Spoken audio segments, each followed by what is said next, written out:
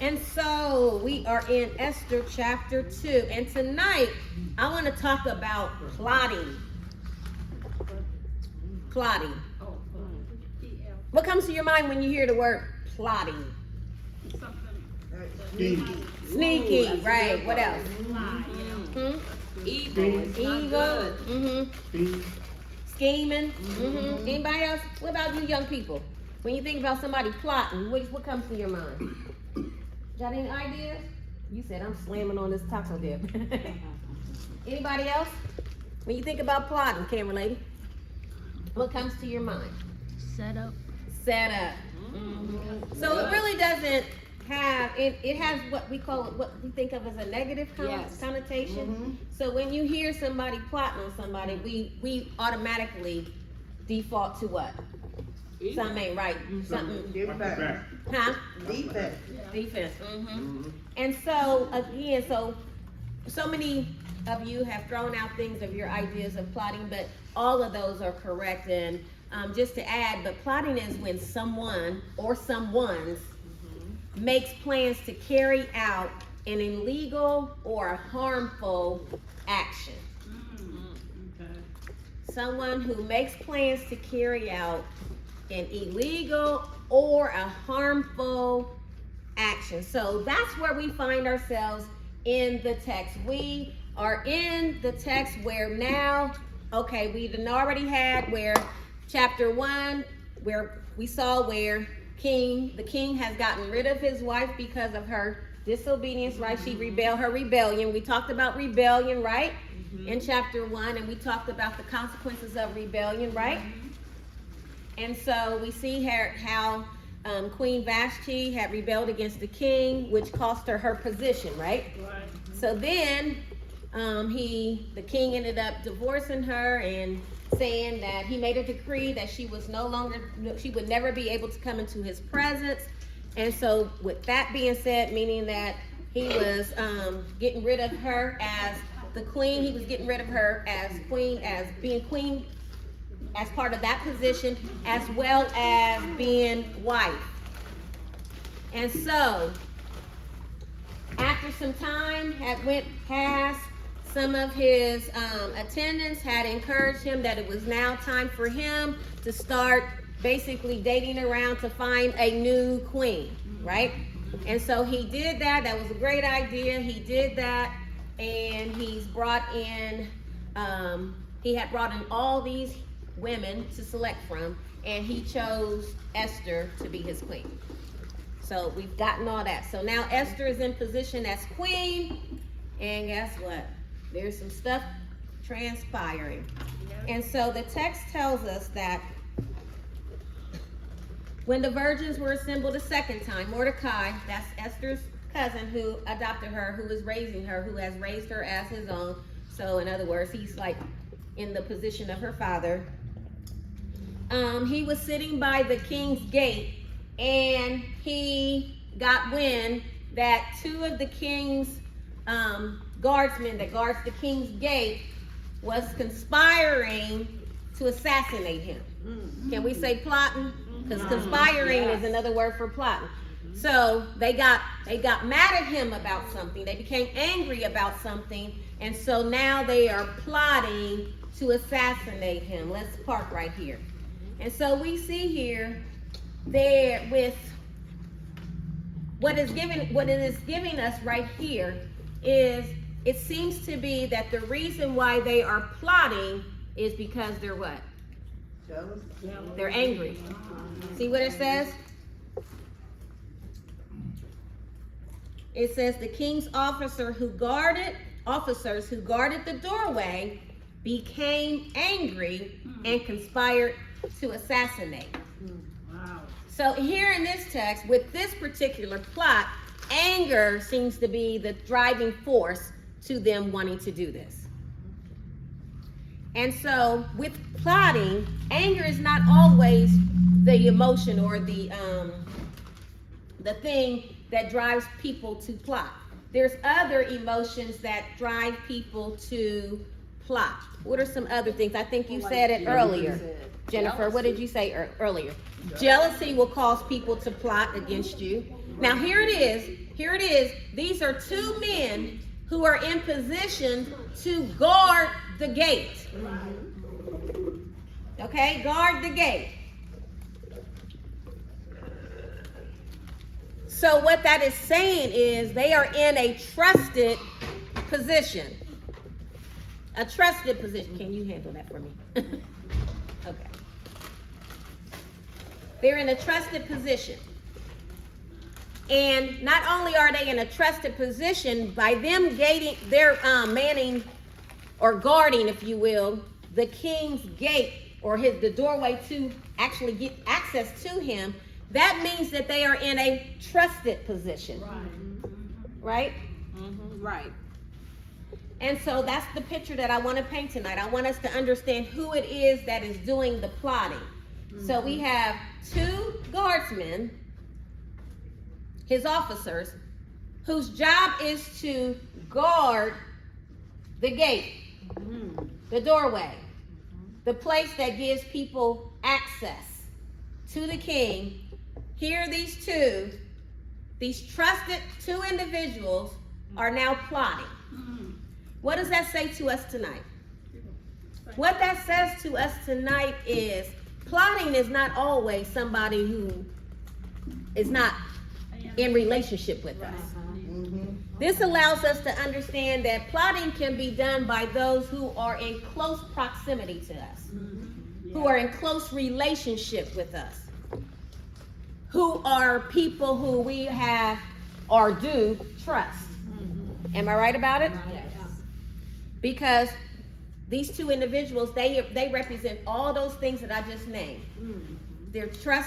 He trusts them because they would not be able to serve him in that capacity unless he trusted them. And they had a duty to protect him, right? Because can't any and everybody go in onto the king. That's why they're there. They're there to monitor the gate or the door.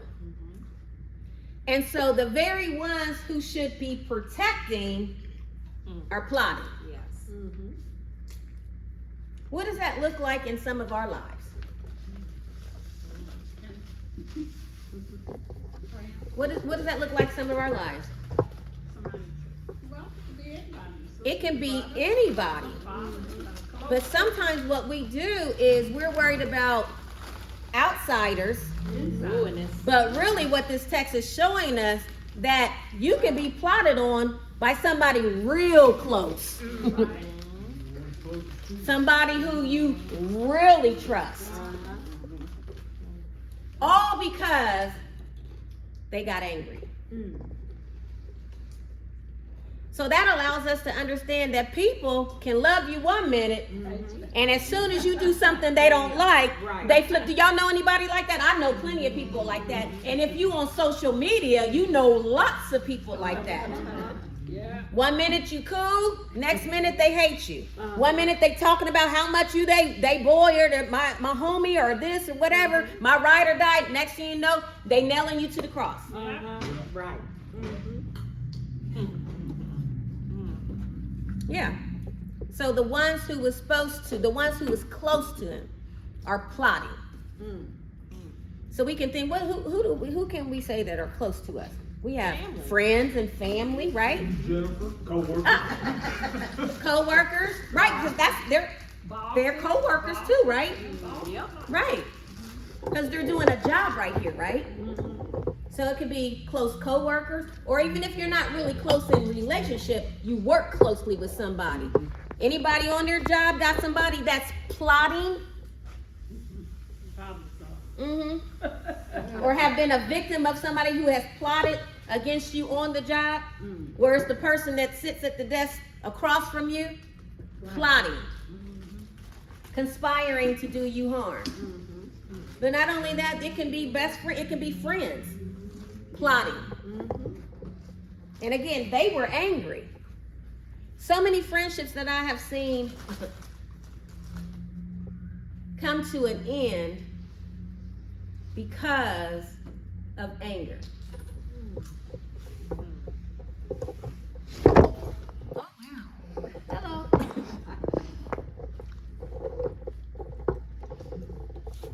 And to be honest with you, I'm guilty of that. Not plotting on anybody. I'm not plotting on anybody.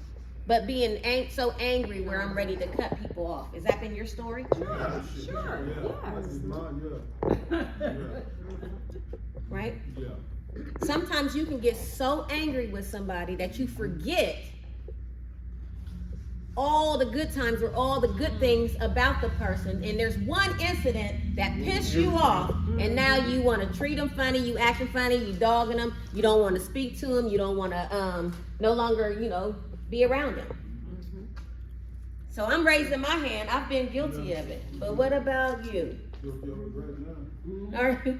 Yeah. What is it that could have been so bad that they would want to not cuss him out? They want to kill him. It's been pretty bad. They want to kill him.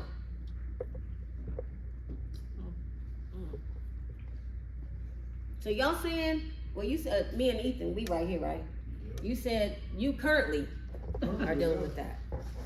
I've said I've been guilty of that. Somebody I've been knowing 28 years, as long as I've been in Columbus. We'll talk after. I'm gonna take up the time. Right. But yeah. But that was anger. But what about when somebody gets jealous because maybe you're moving up in the ranks on your job, or you're doing good, you one of the ones that nobody really thought would be successful in the family, but all of a sudden you doing really, really good. Yeah, that's that situation. And then you find yourself where people are starting to plot. They're trying to destroy you because they feeling some type of, they in their feelings about something. I don't know. But let's stay focused, because remember, we prayed to ask God to, we prayed to ask, let me see, I'm watching, I'm looking, right? I can see everything, so you guys are safe right now. I'm looking. Sorry guys online, I'm watching it. And so, we see here that they were in their feelings, and the feeling that they're experiencing is that of anger. So much so to the point to where it wants to drive them to assassinate him. Right. Right? But then we also talked about jealousy can be one. Or somebody can be intimidated by you and want to do you in. And plotting is not something that you do out in the open, like, hey, I'm going to plot, like where you tell the person you plot. They do it sneakily. So somebody can be very intimidated by you and by your potential.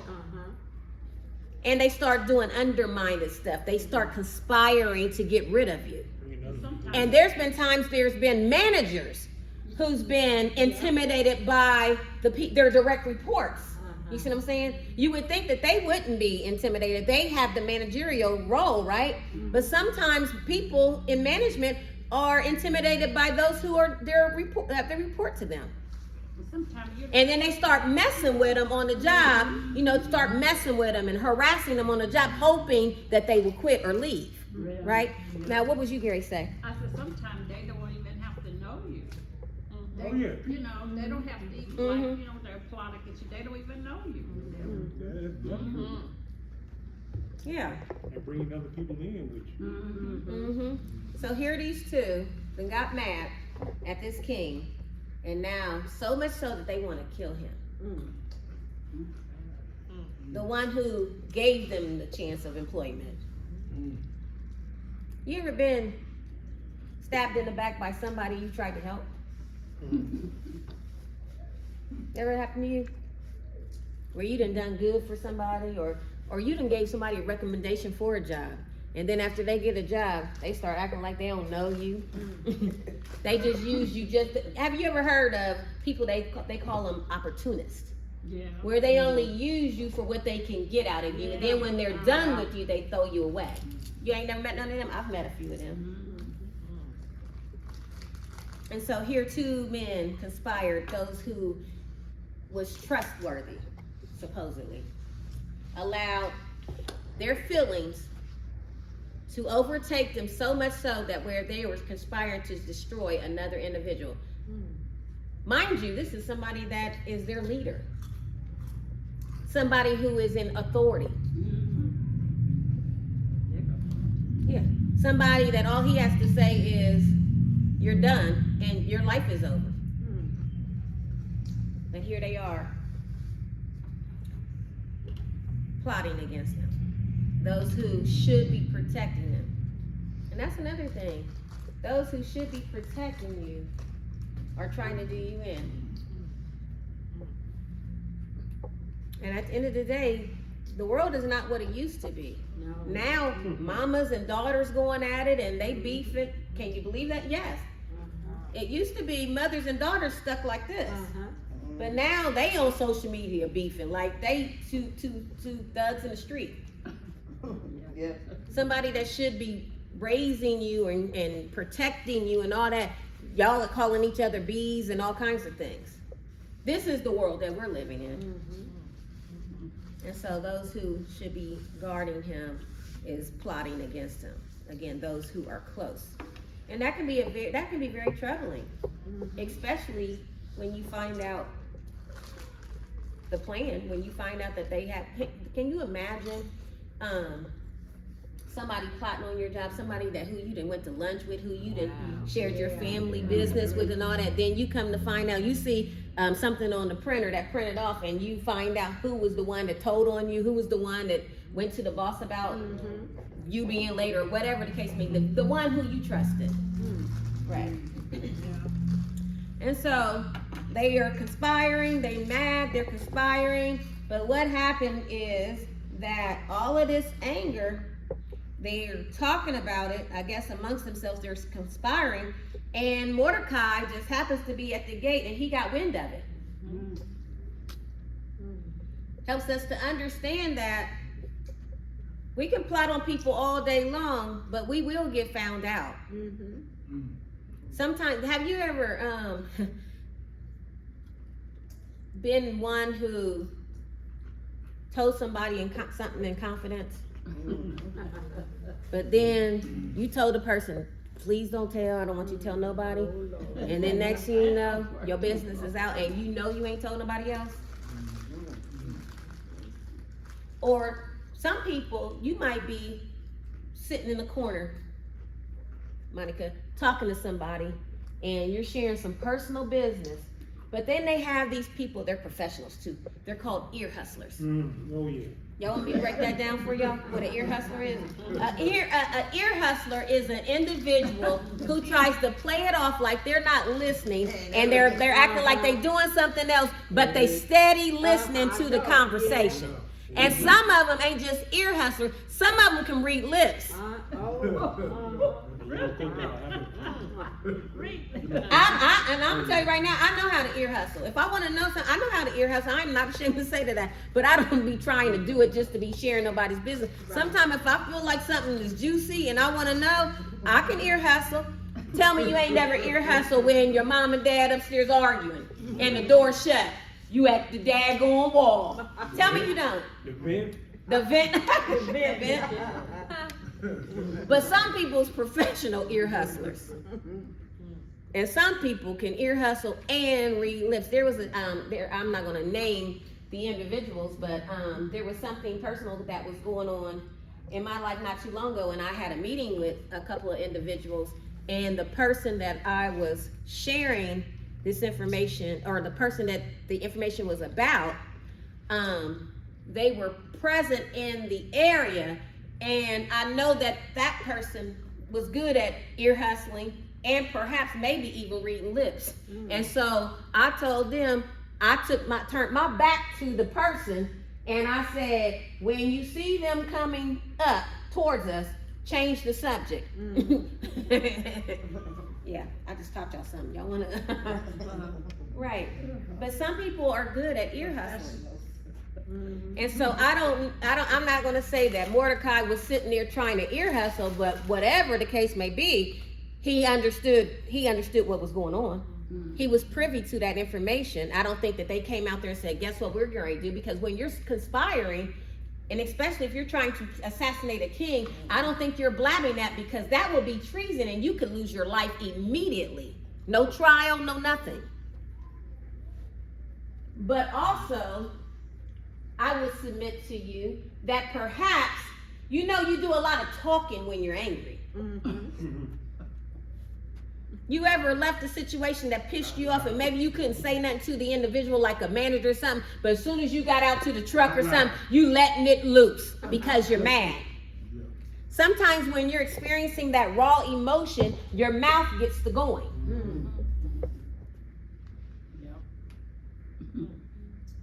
Growing up, when your mom or your daddy, well, not my dad, I didn't say nothing, but I would try mom, not try her, but she would say stuff that make me upset, and I think I done got a little far from her, and I start mumbling underneath y'all ain't never done that? Mumbling underneath your breath, talking about how much you can't stand her. Oh, I know, oh, y'all been perfect children, right? Yeah, not 293.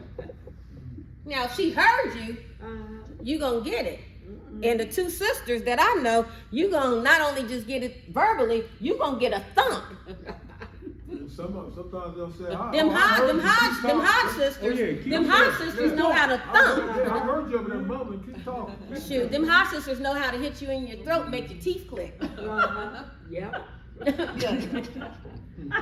And will grab whatever's in their way to jack you up. It could be a tree.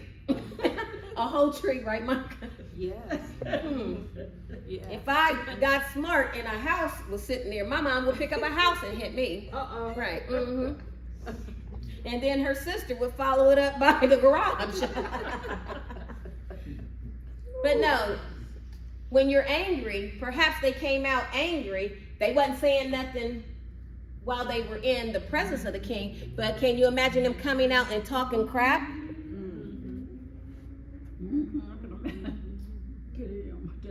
And perhaps he wasn't in a space where he was visible, but there's been times you don't know who's listening to you when you're, here we go, venting. You better be careful venting. And I like what you said about when we would ear hustle. You said, I said listening against the wall. You said listening through the vents, because you can hear what's going on downstairs from a vent upstairs. And I'm talking about the vents that used to be in the floor. So now I'm going somewhere with this. So you better be careful venting, because when you're venting, you don't know where that conversation is traveling. Ooh, that was good. That was good, Doug. Because if a regular vent, a house vent, can carry some information, what do you think you venting's going to do? And so perhaps they were venting to each other, and that's how Mordecai got wind of it. Yeah, tell them what they're gonna do. They talking amongst themselves, venting, mad. And sometimes when you're mad, you start saying stuff, and maybe they might have just been talking stuff. Have you ever just been talking stuff, but then after you cool down, you really didn't mean it? How many times have you told somebody, I'm gonna kill you? I've said it when I'm fighting in high school. But does it really mean you're gonna kill? I wasn't killing nobody. But when you're angry, don't you feel like you could? Yeah. And so they're venting. Or perhaps they are venting. And that's how he got wind. But whether they was venting, sign languaging, or whatever they was doing, passing notes amongst themselves, Mordecai got wind of it. And so what does that say to us? Those who are venting, again, right at this moment, at this point in the narrative, the king has no idea this is going on. So there's times when we're sitting on our jobs, or we're sitting in the church, or we're sitting amongst friends, and we don't know that people are plotting against us. But here in this narrative, it shares with us that even though we're not privy to that information at this point, doesn't mean it's not happening. So we should never get it twisted that just because we're close to somebody, just because we're trusting somebody, just because they're the people in our lives are supposed to, are supposed to be protecting us or whatever, or have rule over it, it does not mean that we are exempt from somebody plotting on us. Right. And it may not have been where he did something to them that could hurt us. You know how you just doing something just to be doing something to people. It could have been where they might have just asked something and he said no. How many times have you been in the presence of some people where they got the answer no, and they just went freaking flipped out? And so, the king at this point doesn't even have any idea that he is being plotted against, conspired against. And the same is true for us. None of us are exempt from it.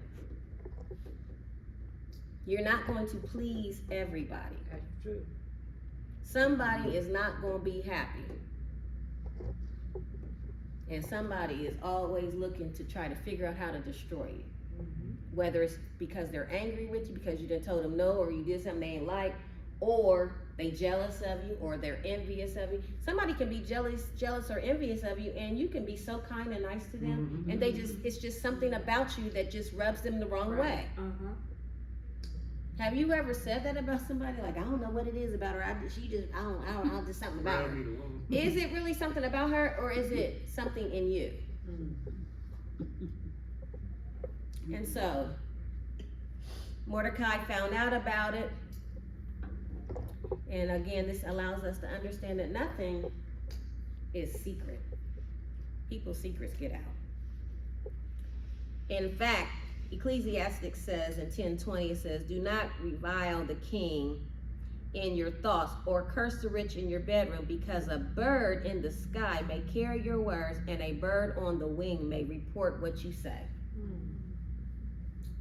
You may think you're talking in confidence, but that doesn't mean that it truly is.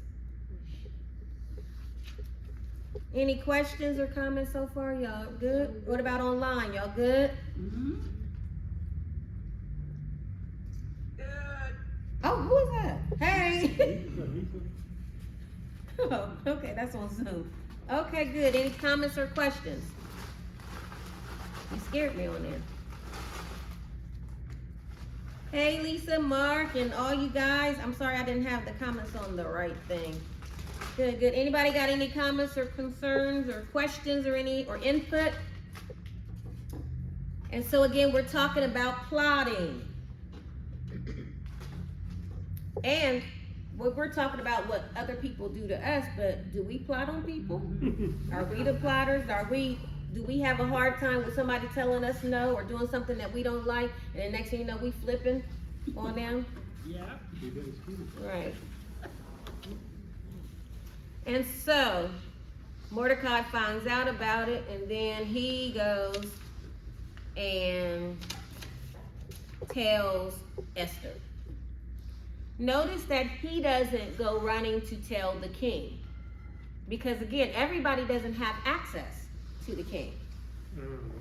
And he could have said, well, you know, this ain't none of my business, right?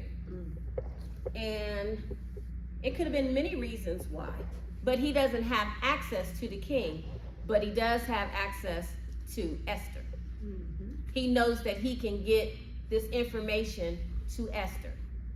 And sometimes what happens with us is we want to be the one who goes and snitches or tells. Because you can be rewarded to uncover treason. That's a good thing for Mordecai. Mordecai found out this information. He could have tried his best to try to get an appointment to see the king. He could have tried to get an appointment to see the king, because an opportunist would use this opportunity to get in good with the king, perhaps to be part of the king's court, to have a good job. Because if you served in the king's court, that was good. Those were good positions, okay? Because those ain't positions that anybody can just get. And perhaps the king had authority. If you paid taxes, if you saved his life, if you will, maybe he would keep your family from having to pay taxes, or maybe you would get a cash reward. There was perks to helping out the king, especially if you did something that would save his life. But Mordecai didn't do this. He just wanted to get the word to the king, because he was trying to stop this from happening. He wasn't looking for no reward. He wasn't looking for a name. He wasn't looking for clout. You know, they have this thing called clout chasing now. He wasn't looking for all of that. His biggest concern was to get this information to the king by any means necessary. And he chose to do it by Esther because he understood this threat. He understood the urgency of it.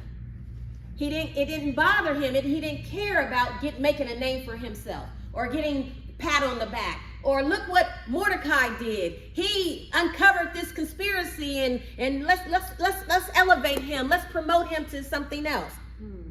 He didn't do that. But how many of us could do this? We got some information. Boy.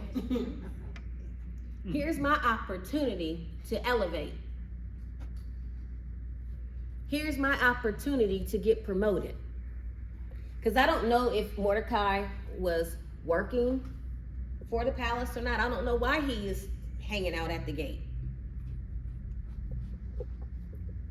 But how many of us would want to get the praise, would want to carry that news in order for somebody to say, oh, look what they did. That was such a great thing that they did. Because actually that would go down in history. Right. It would go in the history books that Mordecai is the one who uncovered this conspiracy that these two guys were trying to kill the king. But it seems to me that he didn't care about that. All he cared about was getting this information to save this man's life, and he didn't care that it didn't come from him directly. And sometimes we're on jobs like that, where we uncover something, or we do something, or we're the author of something, but we're only interested in making a name for ourselves. But he didn't. He sent the word to Esther, and then Esther turned around and she's the one who reported it to the king.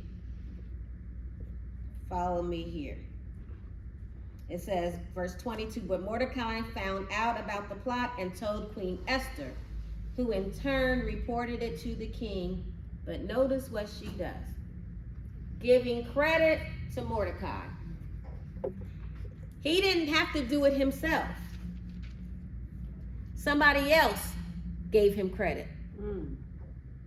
But sometimes we're wanting to get credit on our own. But if you just do the right thing, eventually you'll get the credit. But notice also, she's the one that it was told to. She sent the word to the king, but instead of her getting credit for herself, she made sure to say, it wasn't me.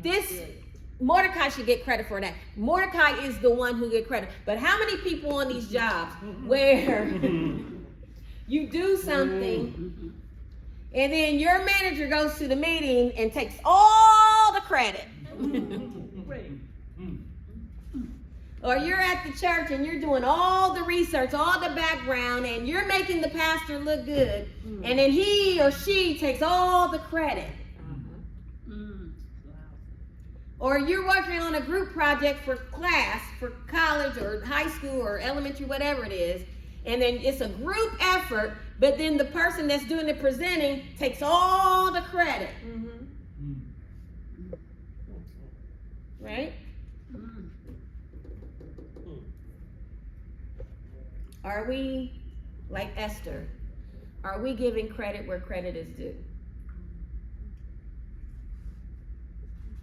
Are we writing papers and not quoting? What do we call that when you Copy, like. what is that thing that they call, anybody out there on Facebook, what is it called? Plagiarism. Yeah. Are you giving credit where credit's due, or are you keeping the credit for yourself? Because you want to shine. You want to pop your collar. You want everybody to say, oh, you're so great. Oh, you're so good. Look at ya. She gave credit where credit was due. Where credit was due. And so, after she takes it to the king, it was investigated. Let's park here. Why wasn't her word good enough? Why didn't it need to be investigated? Oh, it's on and popping today here. It's on and popping here at this library. Why did it need to be investigated? Mordecai sent it to Esther. She believed the word enough to tell the king, but when Esther sent word to the king, instead of the king doing something right then and just believing it right away, like right off, he has it investigated. Have you ever done that where you're telling somebody something that is true. You're giving them some information. You done showed them, you done seen it with your own two eyes. But then they don't believe you right away. They have to do their own investigation. Have you ever had that friend where you seen their dude out or you seen that girl out somewhere and you done told them she had on white joggers with a black and white sweatshirt. She had on Nike tennis shoes. She had on a gold wig with a ball cap on. But then dude is he just when you tell the person who they're going with what you seen, they still have to, I gotta do some investigating. Or maybe you are telling one of your girlfriends you seen their dude out. You didn't tell him he had on some Timberlands, he had his hat to the back, he had his pants sag, and I seen him up there on Main and Oak or Main and Wilson, and he was driving such and such car, whatever. But instead of your friend believing you, she has to, and I need to investigate this. I need to look into this. Or have you ever just told your kids something that you know was right when you didn't warn them against this person, but they still didn't believe you right away? They didn't accept your word right away. Has that ever been your story? Or maybe it's been you where somebody has brought you some information, but instead of embracing information or believing it, you had to do your own investigation. Sometimes. Because sometimes, now you're right, I was going there next. Sometimes you do have, you have to look at it from both sides. Sometimes you can't trust everything that somebody brings you. Right. I was going there too. But sometimes the evidence is there and you are choosing not to see it. But like this king, sometimes you can't just believe everything you hear. No. Because this was a serious situation. This is something, again, this is treason. Meaning that you can lose your life behind this. And I like how the king didn't immediately take their word for it. Right. Because sometimes you can take somebody's word for it and go completely off, and it really wasn't what it was. Instant, case in point. Your kid come home and said the teacher said this and did this and said this and did this, and the teacher was hollering at me, Mom, and the teacher did it, and the teacher did it, and then you go marching your little self up there cussing everybody out, only to find that little Johnny was doing stuff. But instead of investigating, finding out, well, little Johnny, what you do? Ain't nobody gonna be cussing my kid out.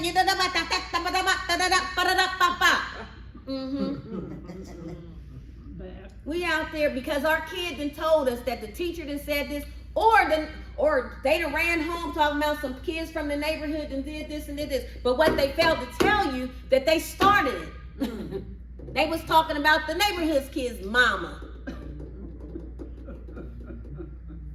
But sometimes we can't receive information. Again, this information is true, but he took the time to have it investigated. And again, there's going to be times where people are going to relay information to us, but are we going to take the time to invest? I don't care if it came from your sister. I don't care if it came from your best friend. I don't care if it came from whoever. Take the time to investigate.